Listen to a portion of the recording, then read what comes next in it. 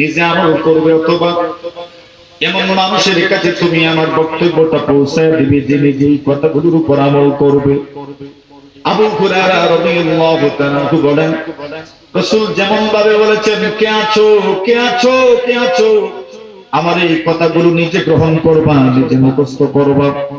আবু হুরায়রা বলেন, আমি এই মজলিসের মধ্যে ছিলাম, আমি দাঁড়ায় গেলাম, তখন তো আমি দাঁড়িয়ে গেলাম, হাত উঁচু করে বললাম, ইয়া রাসূলুল্লাহ, নবীজি আপনি বলেছেন আপনার নসিহত, আপনার ওয়াজ, আপনার উপদেশকে গ্রহণ করবে। আমি আবু হুরায়রা আপনার উপদেশ, আপনার নসিহত কবুল করার জন্য প্রস্তুত হয়ে গেছি। আল্লাহর নবী সাহাবী আবু হুরায়রা বলেন, ফাআখাযা রাসূলুল্লাহ সাল্লাল্লাহু আলাইহি ওয়াসাল্লাম বিয়াদি, আল্লাহর নবী বিশ্ব নবীজি আমার হাতে ধরলেন, আমার হাতে ধরে ধরে একে একে রাসূলুল্লাহ পাঁচটা জিনিসের আদেশ আমাকে করলেন। ফাআদ্দা খামসা, পাঁচটি জিনিসের আদেশ করলেন। এক নম্বরে বললেন, ইত্তাকিল মাহারিমা তাকুন আবাদান নাস। নবীজি বললেন, তুমি হারাম জিনিস থেকে বেঁচে থাকো, আল্লাহর জমিনের সবচেয়ে বড় ইবাদত করনেওয়ালা তুমি হয়ে যাবে। সুবহানাল্লাহ, হারাম থেকে তুমি বেঁচে থাকো। দুই নম্বরে বললেন, ওয়াত্তাবিমা কাসামাল্লাহু লাকা তাকুন আগানান নাস। আল্লাহর হাবিব বলেন, আল্লাহ তোমাকে যা দিয়েছেন, তোমার কাছে যা আছে, তোমার কাছে যা মজুদ আছে, তোমার কাছে যা বিদ্যমান আছে, আল্লাহ প্রদত্ত যতগুলো নিয়ামত আপনি পেয়েছেন, রাসূল বলছেন, ওয়ারাবিমা কাসাবাল্লাহু লাক তাকুন আগানান নাস। নবীজি বলেন, আল্লাহ প্রদত্ত তুমি যা পেয়েছো এর উপর সন্তুষ্ট হয়ে যাও। নবীজি বলছেন, তুমি দুনিয়ার জমিনে বিচরণকারী সবচেয়ে ধনী মানুষ হয়ে যাবে। সুবহানাল্লাহ। কেন? এর অর্থ এটা অত্যন্ত গভীর একটা অর্থ। আল্লাহ আপনাকে যা দিয়েছেন তার উপর সন্তুষ্ট হয়ে যাওয়া। এর মানে কি, আপনাকে যা দিয়েছেন এর উপর যদি আপনি সন্তুষ্ট হয়ে যান, তো তার কোনো হা হুতাশ নাই, কোনো আপনার মধ্যে কোন ধরনের মুখাপেক্ষিতা থাকবে না। যেই মানুষের মুখাপেক্ষিতা নাই, যেই মানুষের হা হুতাশ নাই, যেই মানুষের পেরেশানি নাই, যেই মানুষের অস্থিরতা নাই, যার অশান্তি নাই, তার চাইতে সুখী মানুষ আর কে হতে পারে? ঠিক না? এই তো সবচেয়ে সুখী মানুষ। নবীজি এই কথাই বলছেন, ওয়ারাবিমা কাসাবাল্লাহু লাকা তাকুন আগানান নাস। দেখেন, এই কথার সাথে আরেকটা কথা যুক্ত করলেন। আমরা যত ইবাদত করি, সব ইবাদতের একটা টার্গেট আছে। বিশেষ করে এই বিগত মাস সবচেয়ে গুরুত্বপূর্ণ মহিমান্বিত মাস রমজানুল মুবারকের মাস যে গত হলো, এই মাসে আমরা যে ইবাদত করেছি সেই ইবাদতের নাম হলো, বলেন রমজান মাসের ইবাদত বড় ইবাদত কোনটা? জোরে বলেন। আচ্ছা, রোজার উদ্দেশ্য আল্লাহ বলেন, ইয়া আইয়ুহাল্লাযীনা আমানু কুতিবা আলাইকুমুস সিয়াম কামা কুতিবা আলাল্লাযীনা মিন ক্বাবলিকুম লাআল্লাকুম তাত্তাকুন। মানুষ যেন মুত্তাকি হয়, তাকওয়াবান হয়ে যায়, তাকওয়াবান হয়ে যাবেন, এটা হচ্ছে রোজার মূল উদ্দেশ্য। এবার তাকওয়া, আল্লাহর হাবিবের সাহাবী হযরত আলী ইবনে আবি তালিব রাদিয়াল্লাহু তাআলা তাকওয়ার ব্যাখ্যা দিয়েছেন, আল খাউফু মিনাল জালিল ওয়াল আমালু বিত তানজিল ওয়াল কানাতু বিল কলিল ওয়াল ইস্তি'দাদু লিয়াউমির রাহিল।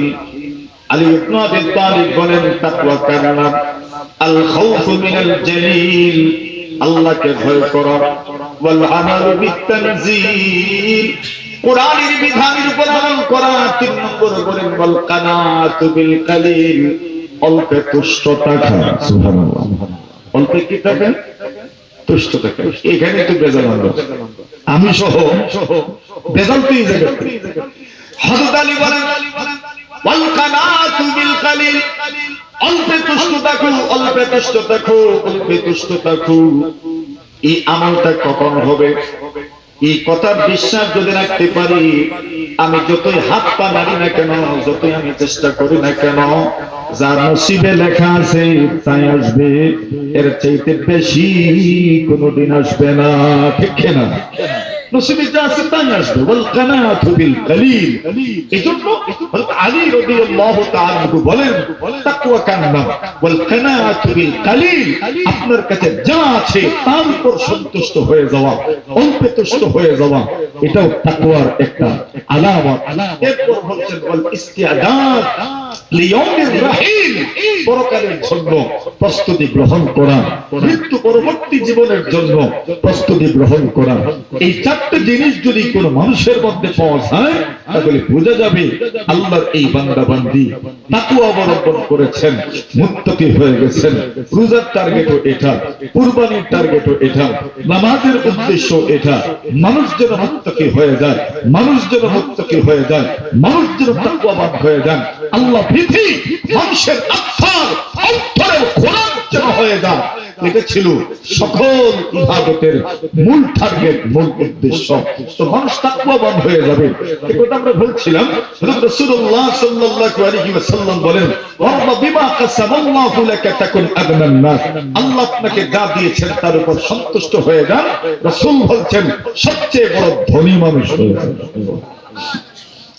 এরপরে বলেন ওয়া আহসিন ইলা দারিকা তাকুন মুমিনা, আল্লাহ নবী বলেন সাহাবী শোনো, ওয়া আহসিন ইলা দারিকা তাকুন মুমিনা, তুমি তোমার প্রতিবেশীর সঙ্গে সুন্দর আচরণ করো, প্রতিবেশীর সঙ্গে ভালো ব্যবহার করো। আল্লাহর হাবিব বলেন তাকুন মুমিনা, রাসূল বলেন তুমি পরিপূর্ণ মুমিন হয়ে যাবে, তুমি পরিপূর্ণ মুমিন হয়ে যাবে।